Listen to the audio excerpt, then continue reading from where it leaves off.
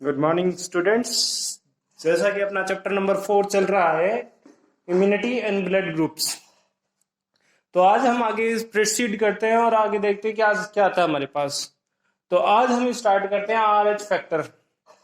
कल तक मैंने आप लोगों को ब्लड ग्रुप्स के बारे में और सब किस क्या क्या कौन कौन से होते हैं, किस किस बेसिस पे होते हैं, है ना, ये सब चीजें मैंने आपको बता दी हैं ब्लड ग्रुप के बारे में।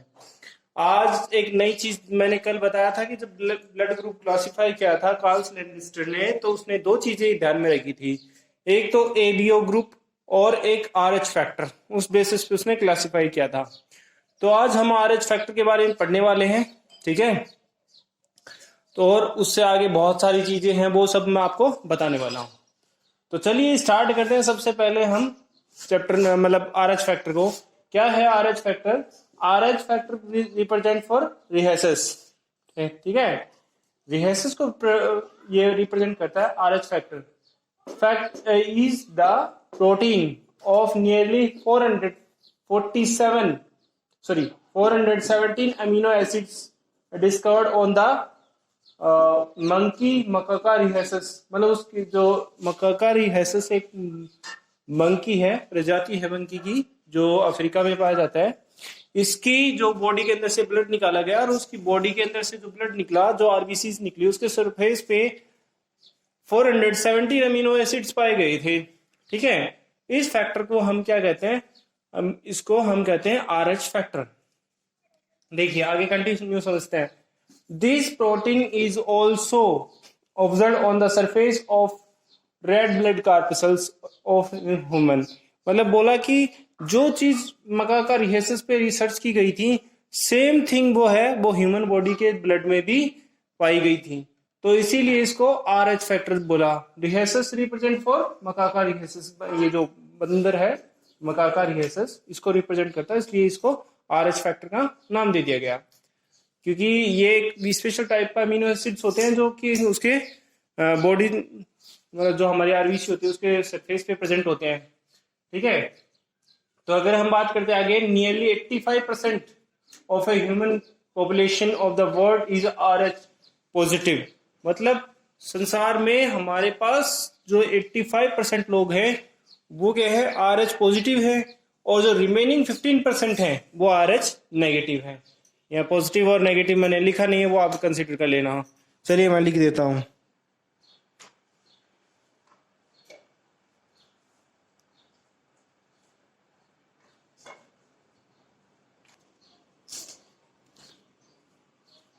तो चलिए मैंने आगे आपको बता दिया है इसके बारे में कि ये लिख दिया मैंने RH पॉजिटिव और RH नेगेटिव।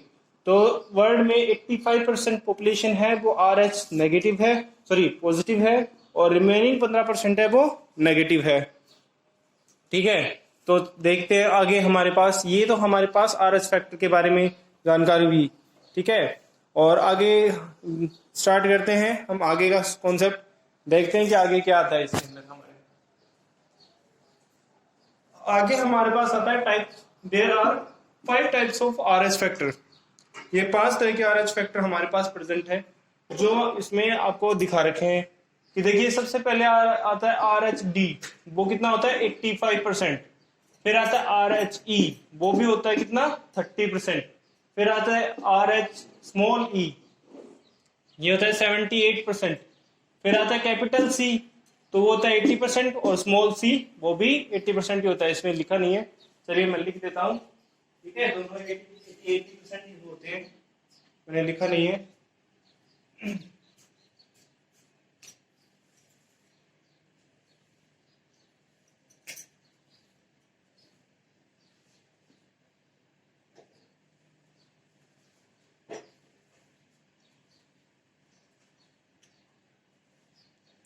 तो दोनों हम ये यहाँ ये कंसिडर कर रहे हैं कि हमारे दोनों इसमें कैपिटल C और स्मॉल C में दोनों में क्या होता है? 80% ही होते हैं। क्या? ये जो पॉजिटिव जो है हमारे पास RH पॉजिटिव, ठीक है। ये हमारे पास हमने RH फैक्टर पढ़ लिया है। RH फैक्टर के बाद में आगे देखते हैं कि आगे हमारे पास क्या कॉन्सेप्ट है, ठीक है। RH फैक्टर आप लोगों को समझ में आया होगा। कि एक बंदर था मकाका रिसेस, उसकी बॉडी से या उसकी बॉडी के अंदर से ब्लड यूज करके और देखा गया कि भाई मतलब जो भी उसकी बॉडी के अंदर से जो ब्लड लिया गया था उसकी आरबीसी की सरफेस पे एक special type of amino acid present था, जिसमें कितने थे 417 अमीनो एसिड्स थे। तो इसकी वजह से उसको क्या कहा गया, आरएच फैक्टर कहा गया। चलिए आगे स्टार्ट करते हैं हम। आगे आता है हमारे पास, इसके बाद आता है क्या, एरिथ्रोब्लास्टोसिस फोर्टल। ठीक है, ये क्या है इसके बारे में बताता हूं मैं आपको। देखिए हमारी बॉडी के अंदर जब हम एक हार्मफुल या कह सकते हैं एक लार्ज क्वांटिटी में क्या होता है, जब भी बॉडी में ब्लड ट्रांसफ्यूजन होता है तो लार्ज क्वांटिटी में एक चीजें एक्यूमुलेट हो जाती है जिसका नाम है बिलिरुबिन। ठीक है, ये बिलिरुबिन क्या करता है, ये करता है एग्लूटिनेशन करता है। मतलब क्या करता है कि कोई भी, जैसे मान लो जिसकी बॉडी में भी ये ट्रांसफर किया है वो पहले से अगर मान लो पॉजिटिव है और हमने मान लो उसको ब्लड है उसकी उसमें आरएच नेगेटिव दे दिया, तो क्या करता है ये बिलिरुबिन है वो उसके साथ इंटरेक्ट करता है और दोनों ये ज्वाइन करके और मतलब एक तरह से क्लोटिंग करना स्टार्ट कर देते हैं बॉडी के अंदर, जिसे हम क्या कहेंगे, एग्लूटिशन कहते हैं। अब क्या करते हैं कि जैसे जैसे आगे मतलब ये जो चीजें है ये बढ़ती चली जाती है और धीरे धीरे बहुत ज्यादा कॉम्प्लेक्स हो जाती है। अगर हम बात करें और थोड़ा डिटेल में तो ये क्या होता है कि जब भी मतलब कोई प्रेग्नेंट लेडी होती है तो वो अपने फर्स्ट बच्चे को बर्थ देती है, तो उस टाइम क्या होता है कि अगर मान लो उसकी बॉडी में आरएच पॉजिटिव है और जो बच्चा है वो आरएच नेगेटिव है। ठीक है, तो क्या होता है कि जब मतलब डिलीवरी होती है तो उस टाइम क्या होता है कि बच्चे की बॉडी का ब्लड और मदर की बॉडी का ब्लड जो है इंटरेक्ट कर जाते हैं एक दूसरे के साथ। तो अगर मान लो बच्चे का ब्लड है वो आरएच नेगेटिव है तो मदर की बॉडी है वो इसके अलग मतलब इसके खिलाफ या कह सकते हैं इसके लिए एंटीबॉडीज प्रोड्यूस करना स्टार्ट कर देती है।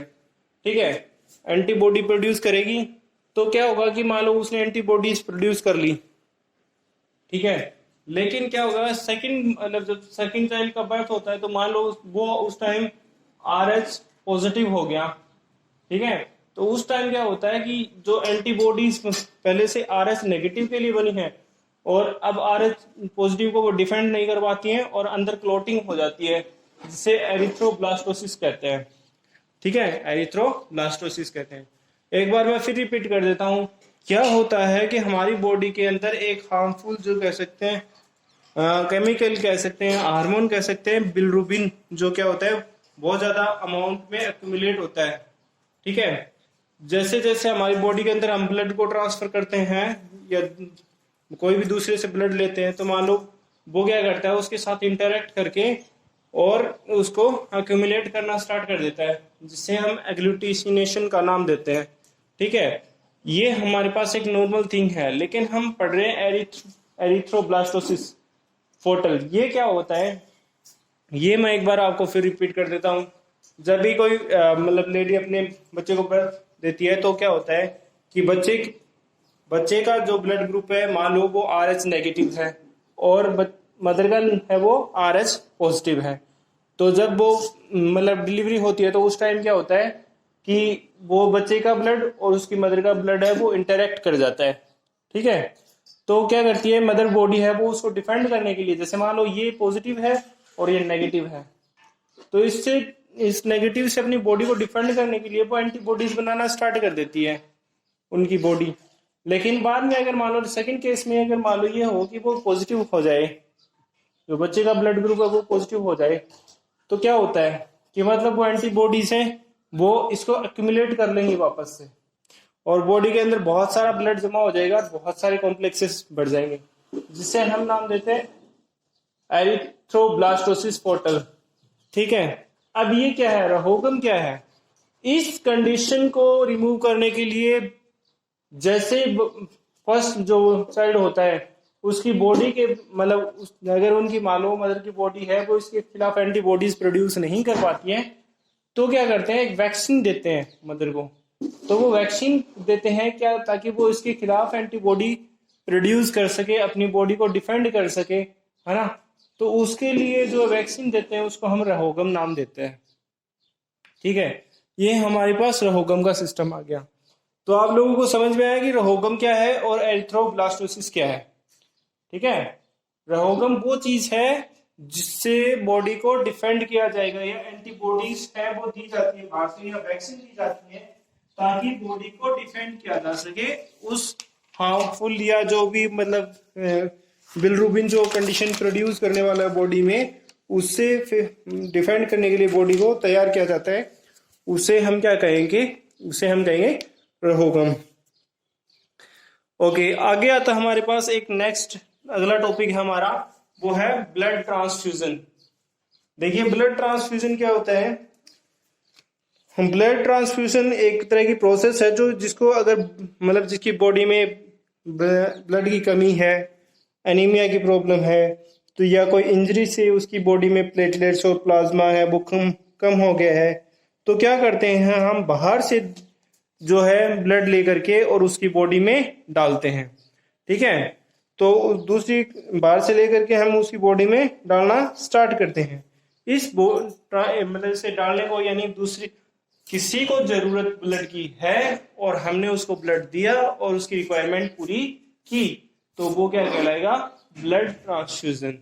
ठीक है, जैसे आप कई बार खेलते हो तो इंजरी हो जाती है और इंजरी से बहुत सारा ब्लड निकल जाता है, तो चेकअप कराते हैं तो डॉक्टर बताता है कि इसकी बॉडी में बहुत सारा ब्लड नहीं खत्म हो गया है, तो आपको इसको ब्लड मतलब डलवाना पड़ेगा, बॉडी में ट्रांसफ्यूज करवाना पड़ेगा। तो कहने का मतलब क्या है कि वहां हम क्या करते हैं, किसी से ब्लड लेते हैं और अपनी बॉडी में डलवाते हैं, है ना। तो ये डलवाने का जो वे है बॉडी का में ब्लड डलवाने, उसको हम ट्रांसफ्यूजन कहते हैं। तो सबसे पहली बार जो है ब्लड ट्रांसफ्यूजन है वो ह्यूमन में जून 1667 में किया गया था। ठीक है, ये सबसे पहली बार वर्ल्ड में ऐसा काम किया गया था। ठीक है, ओके आगे देखते हैं। और ये भी ह्यूमन में नहीं किया गया था, ये भी एक भेड़ में किया गया था, शिप में, मतलब भेड़ है और वो भी 15 ईयर ओल्ड जो है भेड़ के में ऐसा किया गया था। तो सबसे पहले क्वेश्चन बन जाता है जीके का कि सबसे पहले ब्लड ट्रांसफ्यूजन कब स्टेब्लिश किया गया था, तो आप बताएंगे 15 जून 1667 में किया गया था। और किसके अंदर किया गया था, एक शिप के अंदर जो 15 साल बूढ़ी थी, उसको ब्लड दे करके सबसे पहले ये स्टेब्लिश किया गया था। आगे आता है नेक्स्ट टॉपिक हमारा है, वो है हमारे पास क्या है, ब्लड और requirements of blood transfusion. Blood transfusion की रिक्वायरमेंट क्या होनी चाहिए वो मैं आप लोगों को बता देता हूँ। तो हमारे पास कुछ बहुत ब्लड ट्रांसफ्यूजन की कुछ रिक्वायरमेंट्स हैं जो होनी चाहिए। देखो ड्यूरिंग द सेवर मतलब कोई इंजरी हो जाए तो बहुत सारा ब्लड निकल जाए, तब हमें क्या है रिक्वायरमेंट पड़ती है ब्लड ट्रांसफ्यूजन की। ठीक है, दूसरा हमारे पास एक्सट्रीम डिफिशियंसी हो जाए कोई बॉडी में, मतलब कोई खतरनाक ही बीमारी हो जाए जिसका कोई इलाज नहीं हो, तो एक तरफ से हमारी बॉडी का ब्लड निकलेगा, दूसरी तरफ से नया डलेगा, तब हमें रिक्वायरमेंट होती है ब्लड ट्रांसफ्यूजन की। ठीक है, और कोई बड़ी सर्जरी करवाते हैं हम शरीर की, तब हमें ब्लड ट्रांसफ्यूजन की जरूरत होती है। फिर हम बात करते हैं अगर लो प्लेटलेट्स हमारी बॉडी में प्लेटलेट्स की कमी है, तब हम उसमें क्या करते हैं, बॉडी में ब्लड ट्रांसफ्यूज करवाते हैं। आगे देखते हैं तो नेक्स्ट हमारे पास आता है वो पेशेंट को हीमोफीलिया हो यानी ब्लड की कमी हो, तब हम ऐसा करते हैं। और पेशेंट है वो सिकल सेल एनीमिया हो, मतलब उसकी जो सेल है वो अंदर ही सूख जाए, है ना, या ज्वाइंट हो जाए, तो हम उसको ब्लड ट्रांसफ्यूजन करवाते हैं। तो मैंने आप लोगों को रिक्वायरमेंट्स ऑफ ब्लड ट्रांसफ्यूजन के 6 पॉइंट्स बताए हैं। ये आप अपनी बुक में से देखेंगे और पढ़ेंगे और लर्न भी करेंगे, इनको लिखेंगे। तो देखिए मैंने पहले फिर से रिपीट कर देता हूं कि देखो ब्लड ट्रांसफ्यूजन क्या है, आप लोगों को पता है कि किसी चीज को एक जगह से लेकर के दूसरी जगह रखना, ले जाना, हम उसको ट्रांसफ्यूज कर सकते हैं। तो ऐसे ही किसी दूसरी की बॉडी से लेकर के ब्लड को हमारी बॉडी में डालना या हमारी बॉडी से लेकर के किसी दूसरे की बॉडी में डालना, उसे हम क्या कहते हैं, ब्लड ट्रांसफ्यूजन। ठीक है। अब रिक्वायरमेंट्स क्या है ब्लड ट्रांसफ्यूजन की, वो मैंने आप लोगों को बताया है। क्या क्या बताया है? बताया सबसे पहले कि अगर बॉडी में कोई इंजरी हो जाए, तो बहुत सारी ब्लीडिंग हो जाए या निकल जाए, ब्लड निकल जाए, तब हम उसे क्या कहेंगे, हमें ब्लड की ज़रूरत है। कोई बहुत बड़ी डिफिशियंसी हो जाए तब ज़रूरत है। कोई मेजर इंजरी हो जाए तब ज़रूरत है। प्लेटलेट्स की कमी हो जाए तब, हीमोफीलिया की शिकायत हो तब, और सिकल सेल एनीमिया हो तब। तो मैंने ये 6 पॉइंट आपको बताए हैं रिक्वायरमेंट्स ऑफ ब्लड ट्रांसफ्यूजन के। ठीक है। अगला टॉपिक आता है हमारे पास, प्रोसेस ऑफ ब्लड ट्रांसफ्यूजन। ये भी बहुत इंपॉर्टेंट है, मैं आप लोगों को बता देता हूं और आप ध्यान से सुनिए और समझिए कि क्या है सिस्टम। तो प्रोसेस ऑफ ब्लड ट्रांसफ्यूजन में हम सबसे पहले बात करते हैं ब्लड कलेक्शन की। तो ब्लड कलेक्शन में हमें क्या करना है, तो कोई कंप्लीट हेल्दी पर्सन होता है वो अपने ब्लड डोनेट करता है। ठीक है। सबसे पहली बात, सबसे पहला अगर बात करते हैं प्रोसेस ऑफ ब्लड ट्रांसफ्यूजन की, तो सबसे पहले कोई हेल्दी पर्सन होना चाहिए। उसकी बॉडी से हम ब्लड को कलेक्ट करेंगे। ठीक है। फिर क्या करेंगे, हम इंस्पेक्शन करेंगे कि भाई जो है उसका जो ब्लड उसने डोनेट किया है वो अच्छा है या नहीं है, उसमें कोई बीमारी तो नहीं है, कोई एंटी कोगुलेंट जो भी है, एंटी कोगुलेंट मतलब होता है कि कोई ऐसा जो सब्सटेंस उसके अंदर प्रेजेंट तो नहीं है कि जो उसकी ब्लड को जमा दे। ठीक है। तो ऐसा चेक करते हैं। ब्लड कलेक्ट करके रेफ्रिजरेटर में या वेयर हाउस में रखते हैं। ठीक है। और माइक्रो ऑर्गेनिज्म से उसको फ्री करते हैं।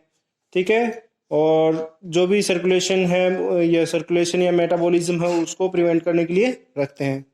ये सारे हम दूसरी स्टेप या थर्ड स्टेप में करते हैं।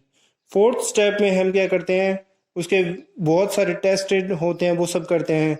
जैसे ब्लड ग्रुप टेस्ट है, RH फैक्टर टेस्ट है, हेपेटाइटिस बी है, हेपेटाइटिस सी है और HIV टेस्ट है। ये सारे टेस्ट हम करते हैं।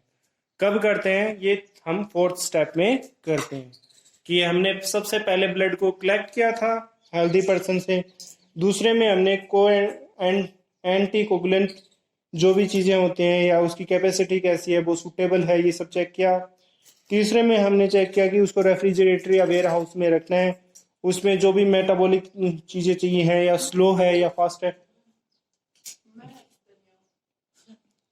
जो भी स्लो और फास्ट चीज़ें हैं उनको मतलब या उसके अंदर कोई चीज़ की कमी है या सर्कुलेशन की कमी है तो वो सब हम उसमें ऐड करते हैं। फोर्थ स्टेप में हम उसके टेस्ट करते हैं, जैसे for example blood group test, RH factor test, rhesus test, और जो हेपेटाइटिस बी है टेस्ट है, और C है, HIV है, ये सारे टेस्ट हम करते हैं। फिफ्थ स्टेप में हम क्या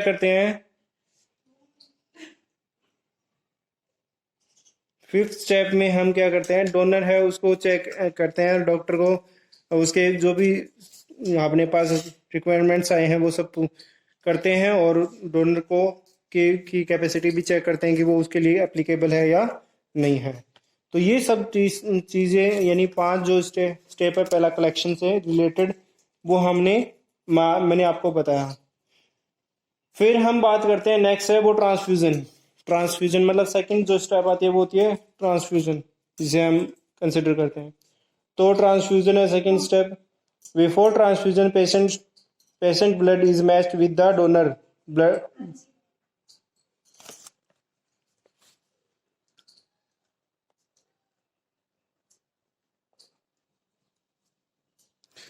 तो चलिए आगे स्टार्ट करते हैं। बीच में थोड़ा डिस्ट्रैक्शन आ गया, टेक्निकल मिस्टेक आ गई, उसकी वजह से हम थोड़ा बीच में रुकना पड़ा। अभी भी टेक्निकल मिस्टेक आ रही है हमारे बीच में, तो हम क्या करें, अब हमने सेटअप ऐसी जगह लगाया, बीच में कंस्ट्रक्शन चल रहा है, तो हो सकता है कि आवाजें आती रहे बीच में। तो चलिए उन सब चीज़ों को इग्नोर करते हैं और आगे चलते हैं। हम पढ़ रहे हैं अभी तक प्रोसेस ऑफ ब्लड ट्रांसफ्यूजन। ठीक है। तो कृपया ये कंस्ट्रक्शन वाले ज़्यादा आवाज़ ना करें, बहुत कम आवाज़ करें। तो देखिए हम ब्लड ट्रांसफ्यूजन की सेकंड स्टेप पे पढ़ रहे थे ट्रांसफ्यूजन। तो सबसे पहले अगर बात करते हैं देखिए सबसे पहले मैंने आपको पहली चीज बताई थी कलेक्शन, दूसरा ट्रांसफ्यूजन। तो कलेक्शन में मैंने आप बहुत सारी जो टेस्ट वेस्ट है वो सारे बता दिए थे। अब मैं आपको बता रहा हूँ सेकंड ट्रांसफ्यूजन। तो उसमें क्या करते हैं, पेशेंट का ब्लड मैच करते हैं और डोनर का मैच मतलब मैच करते हैं। फिर ये तो पहली प्रोसेस होती है कि चलो कर लिया। फिर सेकंड जो स्टेप होती है वो होती है कि अगर हमें जो ब्लड पेशेंट को देना है वो 30 मिनट पहले ही हम वेयर हाउस से बाहर लाते हैं, ठीक है। और उसमें जो भी इंट्रावेरियस इंस्ट्रूमेंट होता है उसके साथ उसको प्लेस करते हैं, यानी जो ब्लड जिसके थ्रू बॉडी के अंदर डालते हैं वो इंट्रावेरियस इंस्ट्रूमेंट होता है, उसको हम उसके साथ अटैच कर देते हैं, ठीक है। और जो पेशेंट है उसको के जो भी चेक करते रहते हैं कि उसको कोई फीवर वीवर तो नहीं है, कोई पेन नहीं है। ये सब उसकी फोर्थ स्टेप में होता है। साइनोसिस नहीं है या कुछ इरिटेशन या कुछ भी मतलब प्रॉब्लम तो नहीं हो रही है। देखो बेसिकली हम देखते हैं कि जब ब्लड ट्रांसफ्यूजन किया जाता है ना, तो ट्रांसफ्यूजन के बाद में बॉडी में बहुत सारी दिक्कतें आती है, जैसे ब्लड बॉडी पेन हो गया और फीवर हो गया, है ना, साइनोसिस हो गए। ये सब चीजें उसको प्रॉब्लम आती है, तो ये सब चीजें चेक करते रहते हैं। तो ये फोर्थ स्टेप में आती है हमारे पास कि ये सब चीजें। फिर हम बात करते हैं ब्लड ट्रांसफ्यूजन की। तो हमारे पास ब्लड ट्रांसफ्यूजन दो तरह के होते हैं, एलोजेनिक और ओलोजेंस, ठीक है। एक तो होता है एलोजेनिक ट्रांसफ्यूजन और एक होता है ओलोजन, ठीक है। एलोजेनिक में क्या होता है कि एक मतलब जिसको रिसिपेंट को चाहिए या जिसको चाहिए पेशेंट को, वो बहुत अलग अलग डिफरेंट पर्सन से कलेक्ट किया हुआ पर्सन जो ब्लड है उसको डोनेट करते हैं, तो उसको कहते हैं एलोजेनिक ट्रांसफ्यूजन। और अगर हम बात करते हैं अगर ओलोजेंस की, तो जो खुद पेशेंट होता है उसी का ब्लड है उसके लिए यूज किया जाता है, उसको एलोजेंस कहते हैं, ठीक है। तो ये दो तरह के हमारे पास क्या थे, ब्लड ट्रांसफ्यूजन के दो नए नए जो तरीके थे वो थे। अब हम बात करते हैं प्रिकॉशन ये लास्ट वाला है, precaution should be taken during the blood transfusion, ठीक है। तो देखिए सबसे पहले अगर बात करते हैं तो matching ABO antigen with both, मतलब डोनर और रिसिपेंट के दोनों के मैच करेंगे कि उसके जो मतलब एबीओ ग्रुप और वो सब आरएच फैक्टर है वो पेशेंट के दोनों के मैच करेंगे। उसके बाद में टेस्ट करेंगे पैथोजेंस की और हार्मफुल बैक्टीरिया प्रेजेंट है कि नहीं ब्लड डोनर के ब्लड में है कि नहीं है, ये सब, ठीक है। और आरएच फैक्टर मैच करेंगे रिसिपेंट और डोनर का, दोनों का ही। और रेफ्रिजरेट वेयर हाउस का भी जो ब्लड कलेक्ट करेंगे और अलग अलग जो प्रोसेस है उनके थ्रू उसको आगे कंटिन्यू करेंगे। और उससे आगे देखते हैं तो प्रिवेंशन करेंगे कंटामिनेंट्स जो भी ब्लड के आसपास चीज़ें हैं, यानी कोई हार्मफुल बैक्टीरिया वगैरह सब कुछ नहीं है। फिर ब्लड को क्या करेंगे, the collection of a blood and transfuse should be done presence of the doctor, ठीक है।